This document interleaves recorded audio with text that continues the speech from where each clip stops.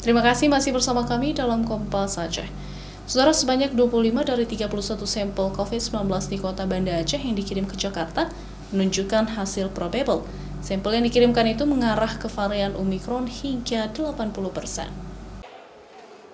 Kasus probable varian Omicron adalah kasus konfirmasi COVID-19 yang hasil pemeriksaan laboratorium menunjukkan positif S-gene target failure atau uji deteksi single nucleotide polymorphism berbasis polymerase chain reactions atau PCR yang mengarah ke varian Omicron.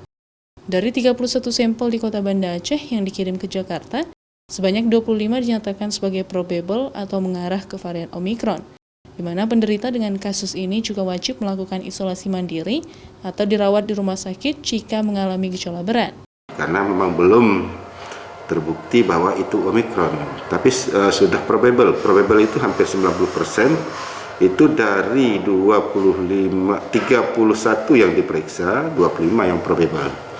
Artinya di sini bisa kita ambil kesimpulan mendekati kepada Omicron itu sudah hampir 70 atau 80% lah yang dari kasus yang diambil sampel oleh Litbangkes ya. Saat ini, Kota Banda Aceh kasus Omicron dinyatakan 100% belum ada, karena sampel kasus positif COVID-19 harus dikirim ke Jakarta terlebih dahulu. Dan kuota pemeriksaan sampel Jakarta untuk setiap daerah juga dibatasi per harinya. Syahril, Kompas TV, Banda Aceh.